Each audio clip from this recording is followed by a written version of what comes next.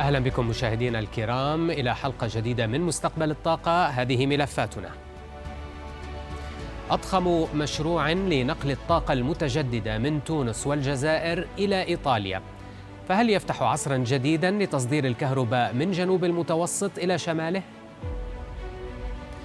وبعد سقوط سردية الابتعاد العاجل عن الوقود الأحفوري، ما هي المقاربة العالمية الجديدة لتحول الطاقة؟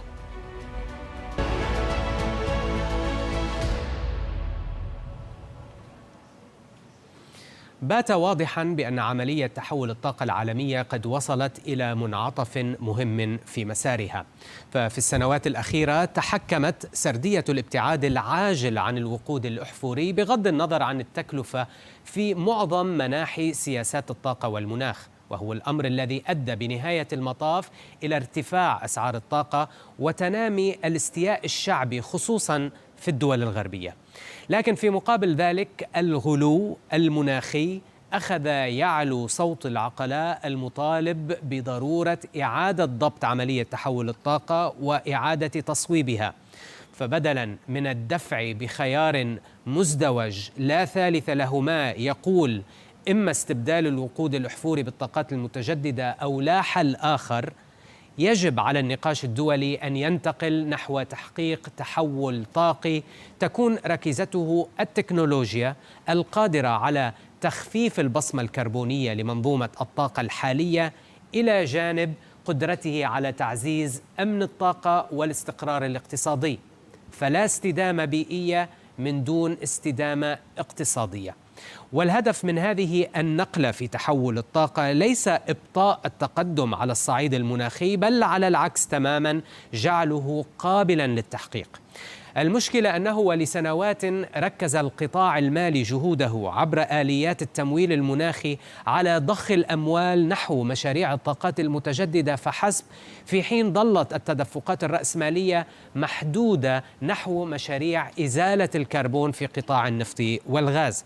وما أصبح اليوم مطلوبا من قبل المشرعين هو عدم وضع تنظيمات عقابية تثبط الاستثمارات في النفط والغاز، بل إنشاء منظومة تشريعات واضحة تكافئ الاستثمارات في النفط والغاز على قدر ما تخفضه من الانبعاثات. وهذه الطريقة ستستوجب إشراك صناعة النفط والغاز في النقاش الدائر حول تحول الطاقة وعدم استبعادهم. اللحظة الراهنة في عملية تحول الطاقة تشكل فرصة استثنائية للاستغناء عن نموذج غير واقعي ينادي بالانتقال الكامل إلى الطاقات المتجددة مهما كلف الأمر، والاستعاضة عنه بمسار أكثر استدامة وذو كلفة اقتصادية معقولة تشمل كل الحلول المتاحة من إدارة الكربون وخفض تسربات الميثان والتقنيات النظيفة بما فيها المتجددة. فليس وارداً أن يضحى بأمن الطاقة والتنمية على مذبح الأمن المناخي، خصوصاً إذا ما اقتنعنا بأن هناك مسار مطروح قادر على الوصول بالعالم إلى الاستدامة المناخية والاقتصادية سوياً.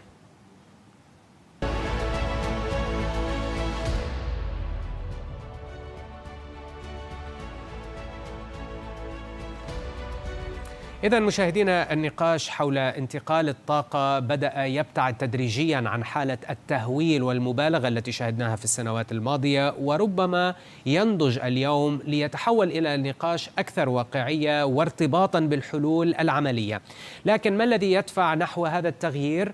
وكيف سينعكس ذلك على الاستثمارات في مشاريع البنية التحتية للطاقة، خصوصا في ظل تحديات أخرى تتداخل مع هذا النقاش العالمي حول مستقبل الطاقة، منها عدم الاستقرار الجيوسياسي وتنامي المخاوف المتعلقة بأمن الطاقة، إلى جانب طبعا الحرب التجارية. طرحت هذه الأسئلة على ضيفتي أليساندرا باسيني، الشريكة المؤسسة والرئيسة التنفيذية لشركة زيرو، وهي شركة متخصصة في تطوير مشاريع الطاقة النظيفة وتقف خلف مشروع مدلينك الطموح الذي يهدف إلى نقل الكهرباء الخضراء المنتجة في الجزائر وتونس إلى إيطاليا وأوروبا عبر خطوط نقل بحرية تحت الماء. لنتابع. Yes, indeed. I think there is more pragmatism feeding through and creeping through both policymakers, regulators, and developers. And I think this is good because ultimately projects in the energy space require years to be designed, engineered, and developed. And you need to make sure that these are affordable. And so I think that we clearly sit today in 2025 after years where we had COVID, where we had disruption in Europe with the Ukraine war, and now a trade tariff tension. So clearly all of this has helped some of this hype, as you referred to go down, and I think has helped all of us, developers and industry participants, to focus on those projects that make economic sense first and leave for better times, both in terms of lowering inflation, lower cost of funding, and lower cost of equipment, those projects that today are not in the money. But the good news is that there is a lot that can be done today with existing technologies and that make economic sense and that can deliver bankable projects as Medlink, as you referred to. And that's what people like us should be focused on doing. What do you think is really needed to get the ball rolling on clean energy projects from a regulatory perspective? Would more subsidies do the trick? Or how can we leverage the current energy infrastructure that we have today in a better way to move forward more effectively on the net zero transition path? I think that there is, we need to distinguish molecules from power and electrons. On the molecule side, and so on e-fuels, there's been a lot of discussion. The reality is that very little has been implemented in terms of real subsidies. And so investors need clarity. And so if subsidies were to be in place, they would have helped the market to move. However, I think that the most relevant action and lever that regulators could activate are more blending mandates. So focus on sectors that are more in need of molecules as the only solution for their decarbonization, and try to help those first, or alternatively, those that are more close to the tipping point, whereby the funding gap, so to speak, would be smaller. And I think that the blending mandates is the most intelligent and efficient way at times where there is trade tension and where costs remain still high and sustained on the equipment, to help the industry going. Because if you blend 5% or 2% or whatever small percentage of green fuel within fossil fuel, you dilute the higher cost of that component on the overall supply. And you therefore help the people that needs to undertake that commitment to dilute the increased cost on a much larger base. So our view is that on the molecule side, blending mandates, it's super important, and we are clearly watching what the IMO will come out with in the spring in terms of incentives and indication on a clean energy fuel content to the shipping industry. But at the same time, it's equally very important to try and leverage existing infrastructure as much as possible. As an example, clearly, synthetic methane is a molecule and an e-fuel that can leverage existing infrastructure throughout the entire value chain, because you can use pipeline storage, liquefaction, regasification, and most importantly, factories can run exactly the same. If you were to move into ammonia, there is a market for ammonia today. There are storage infrastructure today. So the infrastructure requirement is more minimal. And you are, in our view, is that we should be targeting first those guys that today use ammonia. So again, just to minimize additional investment when it comes to the factories.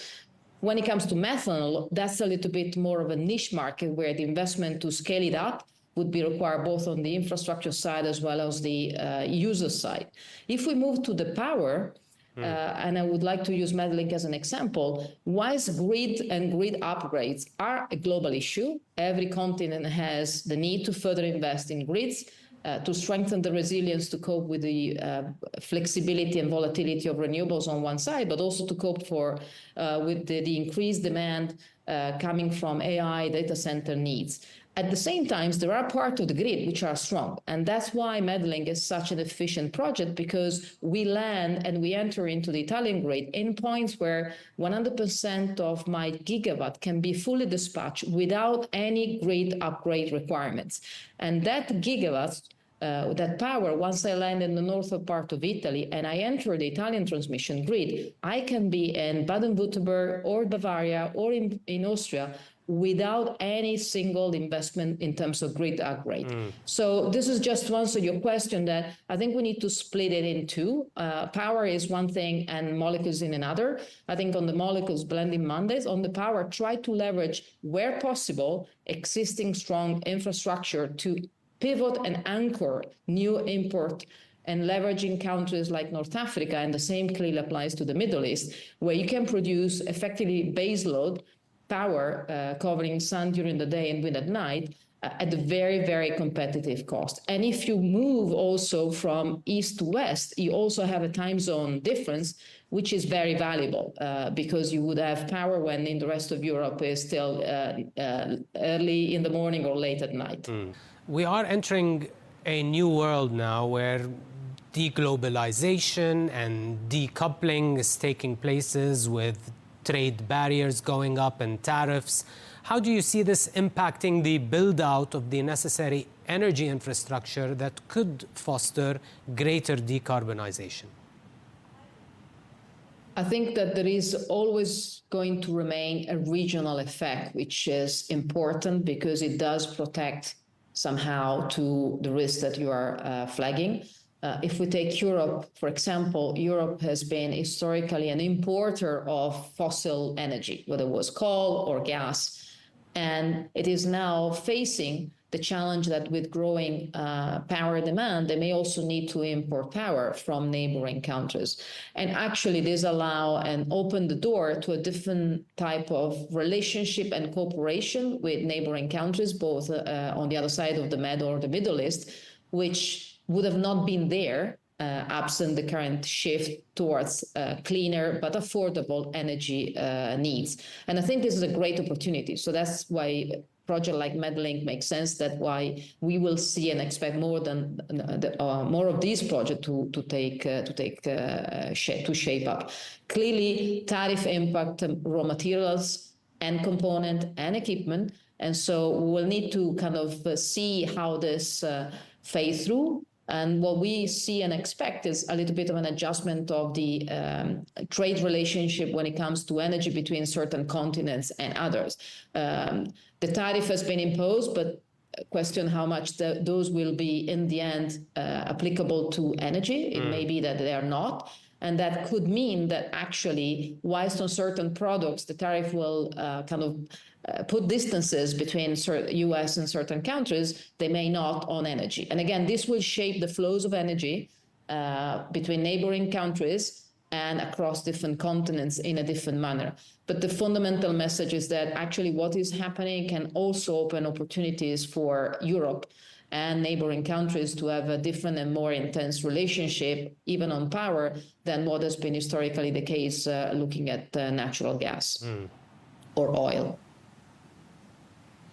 نتوقف الآن مشاهدينا مع فاصل قصير، نتابع بعده في مستقبل الطاقة. وفيه 14 اكتشافا جديدا للنفط والغاز في السعودية.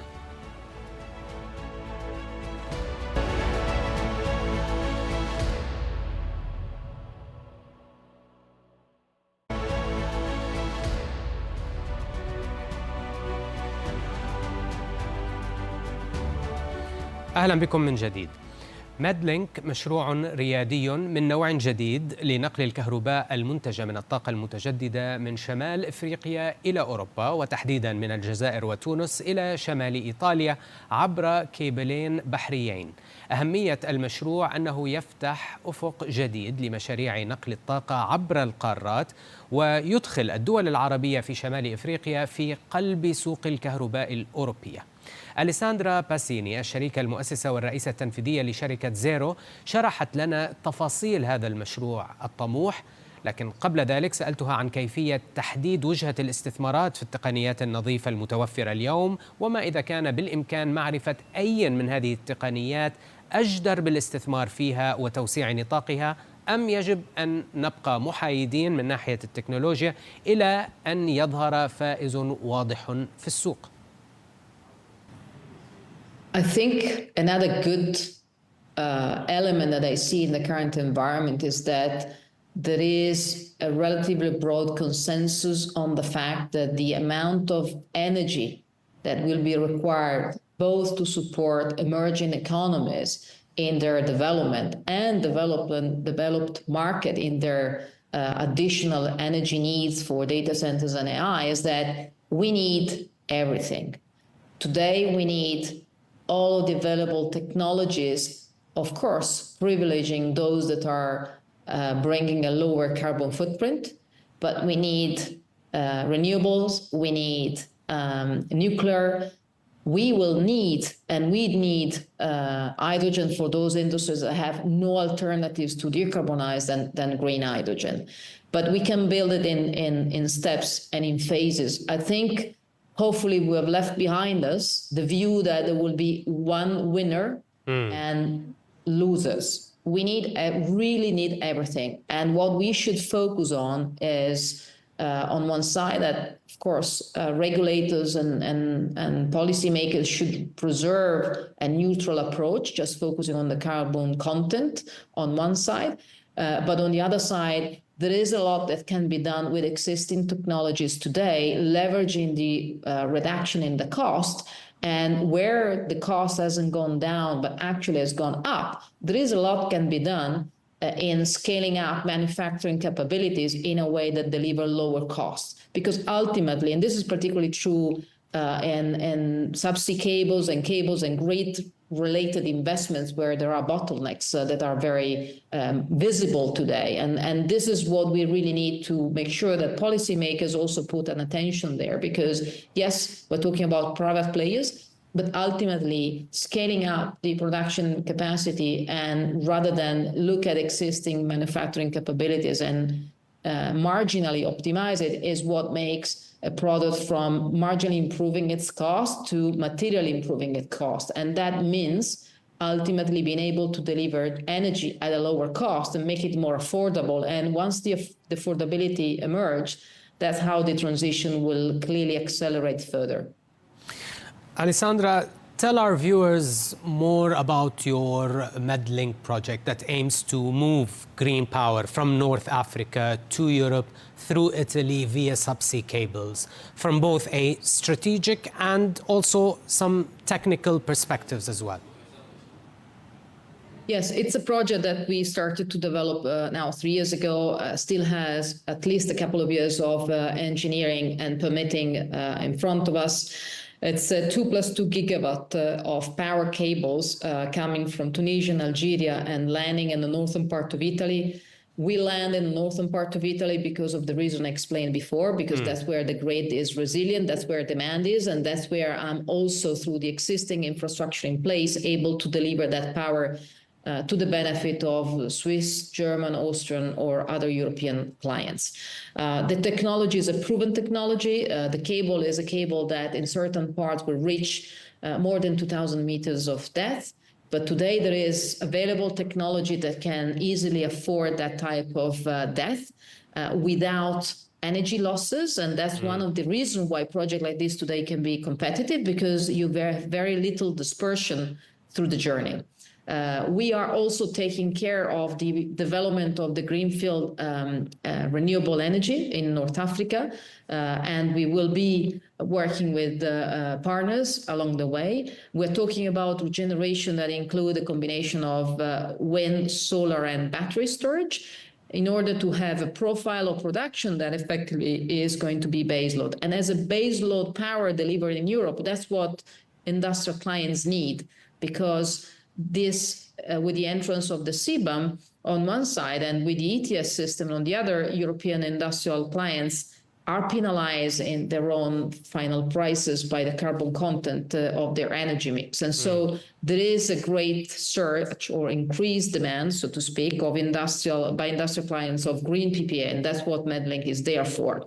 The project is also developed with the objective to create value for the hosting countries in Africa, because this is in the way we think about it and is an example of a new cooperation or a new partnership approach. And so part of the generation that we are going to develop will be left in countries for local industries in order to help them against the CBAM.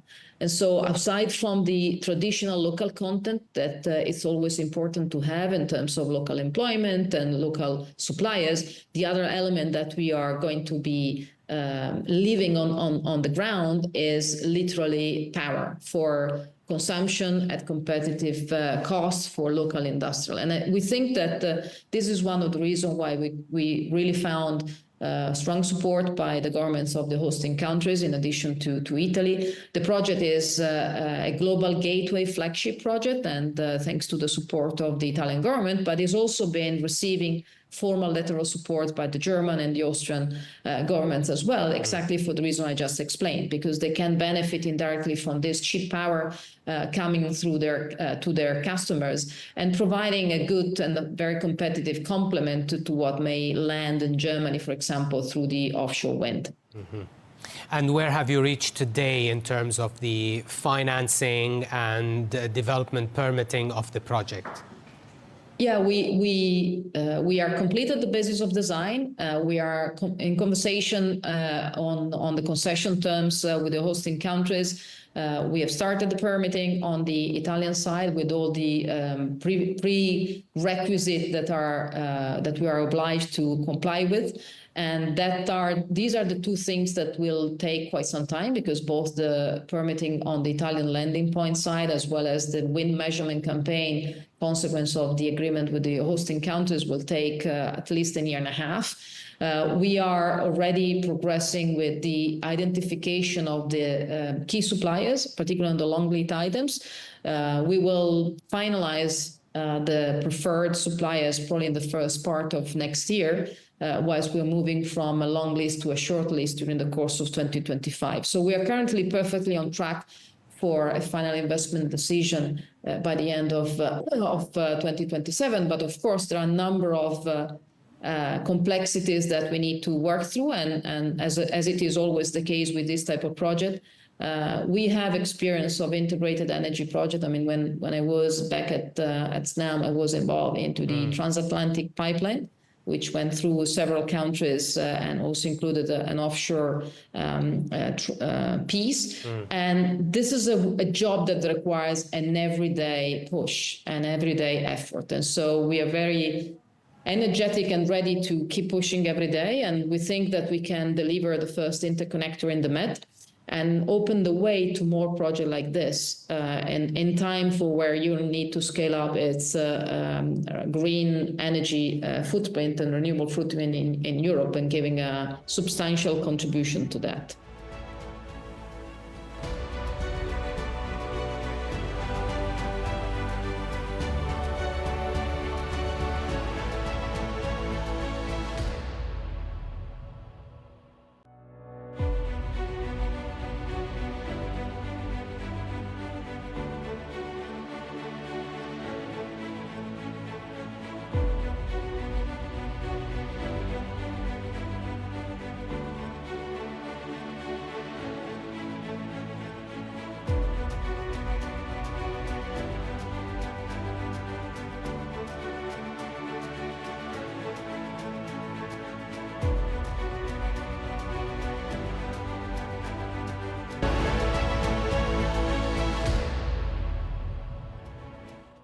الخبر الأبرز مشاهدينا الذي تابعناه في قطاع المنبع للنفط والغاز في الأيام الماضية هو الإعلان عن 14 اكتشافا جديدا في السعودية. نترككم مع بعض المعلومات الأولية عن هذه الاكتشافات ونلقاكم الأسبوع المقبل.